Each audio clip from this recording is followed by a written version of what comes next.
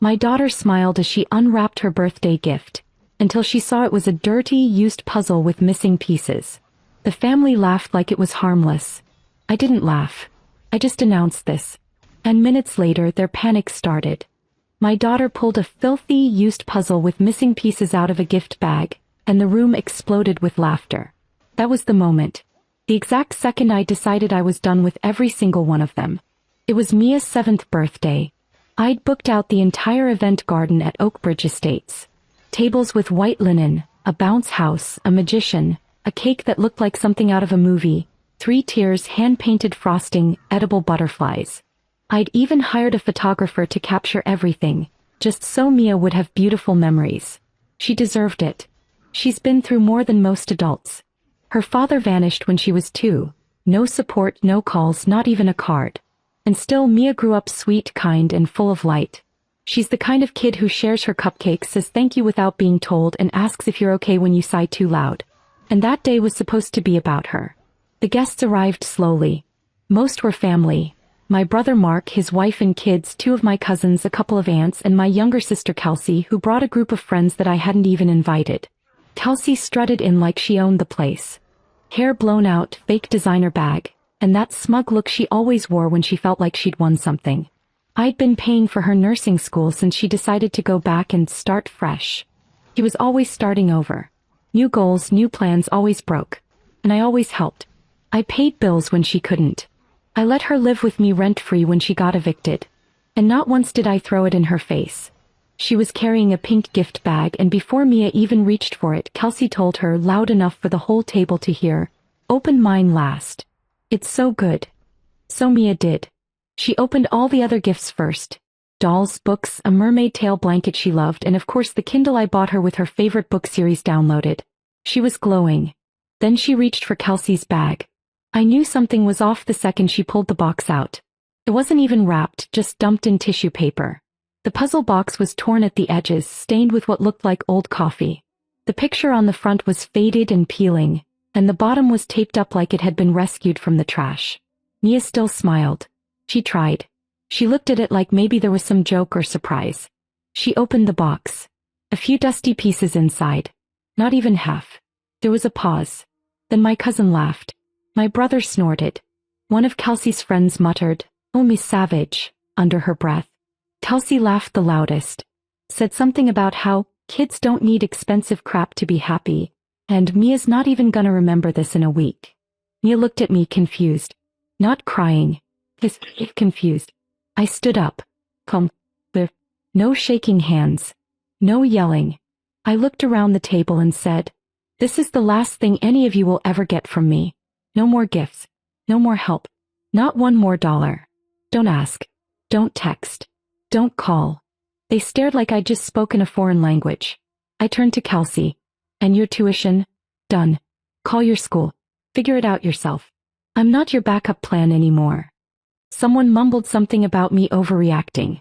My aunt asked if I was serious. My brother tried to half laugh it off, saying it was just a joke and I should lighten up. But I didn't care. The last thing I did before leaving the party was take the puzzle box out of Mia's hands and drop it straight into the trash can. They thought I was bluffing. That I'd cool down and go back to paying their bills and pretending we were some big happy family. They had no idea what kind of storm I was about to bring down on all of them. They thought I was bluffing. For the first 2 days after the party, no one said a word. Not one call, not one text. I think they were hoping I'd cool off and forget it.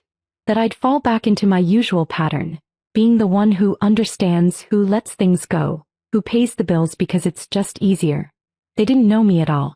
On the 3rd day, I canceled Kelsey's tuition payments. The same day, I called the car insurance company and removed my name from the policy that covered my cousin Tara's car. She'd begged me 6 months earlier, said she just needed help, until she got back on her feet. She's been back on her feet for a while, with new nails every week and weekend trips to Vegas. I left her a voicemail. 2 words, handle it. Then I went down the list. My brother's wife? I'd been paying the phone bill on a second line she used for her online resale business. Gone. My Aunt Cheryl? I'd been sending her grocery money every month because she said she had trouble getting to the store. Cancelled the auto deposit. Kelsey's Amazon account? It was still linked to mine. Removed it. Netflix, Hulu, Prime, shared passwords. Change. They noticed fast. It started with Kelsey. First a text, then 2 missed calls, then a long message saying I was ruining her future, that she'd already registered for next semester, and now she didn't know how she'd pay. She said I was punishing her over a harmless prank, and told me to think about Mia, as if this was somehow my daughter's fault for not laughing at being humiliated. I didn't reply. That night Mark showed up at my front door. I didn't invite him in. He stood on the porch talking fast, acting like this was all some misunderstanding. Said he didn't know Kelsey was going to give a joke gift. Said he only laughed because he thought it was all part of the fun. I asked him one question. Would you let someone give your kid garbage and laugh in her face? He didn't answer. Just stared, embarrassed. Before he left, he asked if I was really serious about cutting everyone off. I told him the truth. I wasn't just cutting them off. I was done pretending we were family. Over the next week, I heard all kinds of things through the grapevine. They said I was being cold, that I was losing touch, that I thought I was better than them just because I'd made money. I could have corrected them. Could have told them that it wasn't about money, it was about disrespect. It was about a little girl being mocked on her birthday while her family watched and laughed. But I stayed silent. Mia didn't ask about the puzzle again. She didn't ask about the people who gave it to her either. Instead, we started making new plans. I told her we were going on a trip soon. Somewhere with beaches and no phone calls from people who only show up when they need something. Kelsey, meanwhile, was about to hit a wall she didn't see coming. She'd been so used to me fixing things, I don't think it ever occurred to her that one day I'd actually stop. And when she did finally ask me for help, really beg, it wouldn't be for books or tuition. It would be something much bigger. And I'd still say no. 2 weeks passed. Not one of them apologized. Instead, they started a group chat without me. I only knew because my cousin Tiffany, who wasn't at the party, sent me screenshots. They were mocking me, calling me dramatic, saying I'd come crawling back once I realized how lonely money is. Kelsey even wrote she thinks she's better than us now. Let her rot in her big house with her brat. I didn't reply. Instead, I posted a photo of me and Mia at the airport, boarding passes in hand. Caption: time for sun and silence. We went to Maui. Stayed at a resort with a private beach, got matching pedicures, drank smoothies out of pineapples, and I didn't check a single email from home. While I was away, things started to unravel for them. Tara's car got towed. She called me 4 times in a row, then texted they took it. I need $600 today or I'm screwed. My brother's wife messaged me asking why her phone was shut off during her most important sale weekend of the year. Kelsey's school account went on hold. She wasn't even allowed to access her online classes. When we got back, I came home to a voicemail from my Aunt Cheryl crying about how she couldn't afford her medication. I had no idea if it was real or another guilt trip. I didn't ask. Then came the shift. Instead of asking, they started accusing. They told people I'd always looked down on them, that I used money to control everyone. One of them even said I'd abandoned the family after getting rich. Like I hadn't spent years paying for their problems while they laughed behind my back. But the real twist came 3 weeks after the party. Kelsey showed up at my house again. Not dressed up, not smug, no fake designer bag. She looked tired. She asked to come in. I didn't say yes, but I didn't stop her either.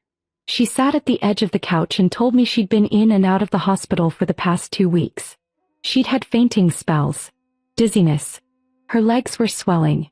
She finally got tested and found out she had a serious condition. It needed surgery. Not tomorrow, but soon. She didn't ask for money right away. First, she told me she was scared. That she didn't have insurance. That she didn't want to die young. She cried. Not loud, not dramatic, just quietly, in that way people do when they've run out of ways to hide how bad it is. Then she asked. She needed $18,000. She said she could cover some of it with loans, maybe, or payment plans, but she'd never get it scheduled in time without putting down something up front. I listened. I didn't interrupt. And when she was done, I stood up, walked to my desk, and opened my laptop. She thought I was going to transfer the money. Instead, I turned the screen toward her. It was a photo album. Our vacation. Maui. Me and Mia smiling on the beach. Mia with sea turtles. Me holding a cocktail under a palm tree. I flipped through every photo. Fully. And then I said the words I knew would finally land. You laughed at my daughter. And now you want mine to save yours. She didn't answer. There was nothing else to say. She left without slamming the door. I think she finally understood. But this wasn't over. Not even close. After that night she didn't call again. Not for a while. But others did. First it was my mother, who hadn't shown up to Mia's party at all, by the way. She called saying she'd heard about Kelsey's condition and hoped I'd find it in my heart to step up. Not because Kelsey deserved it, she said, but because family is family. Then came Mark. He didn't ask. He just assumed. Said, I know you and Kels had a rough patch, but obviously you're not gonna let her die, right? And then he said something that made my blood run cold.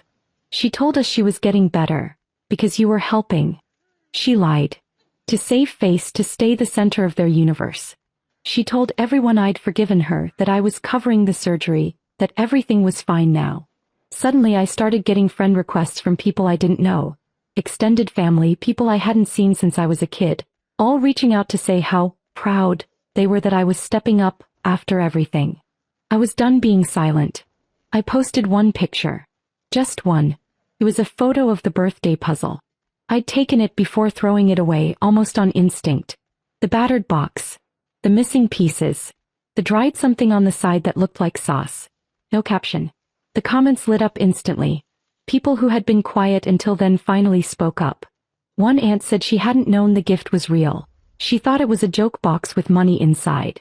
Another said the laughing made her uncomfortable, but she didn't want to make it worse. A neighbor I barely knew said she'd seen Mia crying in the garden after everyone left and almost came to talk to her. But the biggest shift was in the DMs. Strangers started following me. Women mostly. Some moms. Some who'd never had kids. Some who had cut off family too and never talked about it. They said the photo hit them. That it wasn't about a puzzle. It was about people pretending love while quietly hurting you. That post got shared. A lot. Not viral, but enough to get noticed. Enough that Kelsey saw it. And 2 nights later she came back. Not to my door this time. She waited outside my work building. I saw her standing by my car, arms folded, small. She didn't look like someone ready to fight. She looked like someone who'd finally been stripped of the story she'd been telling herself. She didn't ask for money this time. She didn't even try to justify it. She just asked, why are you doing this? And I told her the truth. Because she didn't break me. Because Mia saw everything that day and I refused to teach her that forgiveness comes before self-respect. Because my kindness was never owed, and they all treated it like it was. And because I'm finally free. Kelsey cried. Said she was sorry. Said she wished she could take it back. But sorry doesn't reverse humiliation. It doesn't rewrap a gift. It doesn't make a child forget what it feels like to be laughed at. And when she asked again, is there really nothing you can do? I told her the answer I'd already given the moment she thought a trash puzzle was funny. Well, and I meant it. After that night, Kelsey disappeared. No calls, no texts, no random pop-ups. Nothing. It was like she just shut the whole world off. I don't know if she was ashamed or if she'd finally realized I wasn't bluffing, but either way, she was gone. For a while things were quiet. Peaceful actually. I focused on work. I took Mia to school every day and picked her up myself, no more juggling with other people. We started cooking dinners together. He loved it. We had a Sunday tradition now, baking cookies, eating them warm, and watching a movie in pajamas. And for the first time in years I wasn't sending anyone money I didn't want to. I wasn't checking my phone for guilt trips or emergencies that weren't mine. My bank account grew. So did my peace. But then the story started. Someone told the family I let Kelsey suffer on purpose. That she ended up in the ER again and I didn't even care. My brother told people I was different now. That success had made me cold. They made a group post on Facebook. Not tagging me. Just vague enough to be about someone. It talked about how family is supposed to help each other, how some people forget where they came from, and how money changes people but not in the way you think. Got likes. A lot. From cousins I hadn't seen in 10 years, from friends of friends who knew nothing. I didn't respond. I didn't post a rebuttal. I just watched it all unfold silently, until the GoFundMe showed up. Kelsey started it herself. Title, Help Me Pay for Surgery to Save My Life. She wrote a whole story, about her condition, her fear, her dreams of becoming a nurse. And right in the middle, in bold, I have no family willing to help me. No name drop. But everyone knew. I stared at that line for a long time. I didn't donate. I didn't share it. But I did something else. I booked a trip for me and Mia to Paris. Business class. Riverview Hotel. Eiffel Tower tickets already printed. The morning we left, I posted one picture. Me and Mia at the airport again, both of us in sunglasses holding croissants. The caption, "No missing pieces this time." I knew what I was doing. I wanted them to see it. I wanted them to know I wasn't hiding. That I was still living, still traveling, still giving my daughter the life she deserved. While they sat in their echo chamber, stewing over the fact that their grip on me was gone. The messages came in fast. This time not just from family. Strangers. Angry ones. People who donated to the GoFundMe demanding to know why I wouldn't help. One woman said, "How can you watch your sister suffer and go on vacation?" I replied to one. Just one. She laughed while my daughter held a broken gift and cried on her birthday. Now she knows what it feels like to need something and be ignored. Then I turned off my DMs. Let them talk. Let them rage. Let them invent stories to cover what they did. I wasn't part of their game anymore. I'd stopped playing, and without me they had nothing left to take. 6 months passed. Not a single person from that side of the family stepped foot in my home again. The GoFundMe didn't reach its goal. Kelsey posted a few desperate updates, each one more dramatic than the last, but the donations dried up fast. The public sympathy faded when people started asking questions she couldn't answer, like why none of her own family had helped her. Eventually the page was taken down. Quietly. No explanation. I never asked what happened with the surgery. I figured if it was urgent enough, she'd have found a way. Or not. Mia stopped mentioning any of them after a while. She didn't ask about birthdays. She didn't ask why her cousins didn't come around anymore. She seemed to understand something adults often take years to learn. That peace sometimes comes from letting go, not holding on. We filled the space they left with something better. We adopted new traditions. New Year's in Costa Rica. Random Tuesday sushi dates. Game nights. Weekend road trips just to buy weird snacks from towns we'd never been to. The people in our life now were ones who brought something real. Kindness, effort, presence. People who never asked what I could do for them, just wanted to be around us. Meanwhile I kept posting. Not to show off. Not even to prove a point anymore. Just because I wanted to. Paris. Kyoto. A spa weekend in Sedona. Mia's school recital. Her winning 3rd place in a science fair. Me launching a new branch of my business. Dinners with friends. Smiles that weren't staged. It didn't take long before one of them cracked. A message showed up in my filtered inbox one morning. She wrote, "I saw your latest post. Looks like you're doing well. I'm glad. I've been thinking about everything. I know I was wrong. I was stupid. But I'm still your sister. Maybe we could talk sometime. Just talk." I read it 3 times. Then I closed it. No response. No drama. Just silence. I've learned that some people only say sorry when they're left outside. When the party goes on without them. And I made peace with that. The truth is I don't hate them. I don't wish them harm. I don't need revenge. They gave my daughter a broken box full of nothing and they laughed. All I did was return the gesture, except I didn't laugh. I just walked away. No. Now I live exactly the life they always thought I was pretending to have. Only it's real. And it's mine.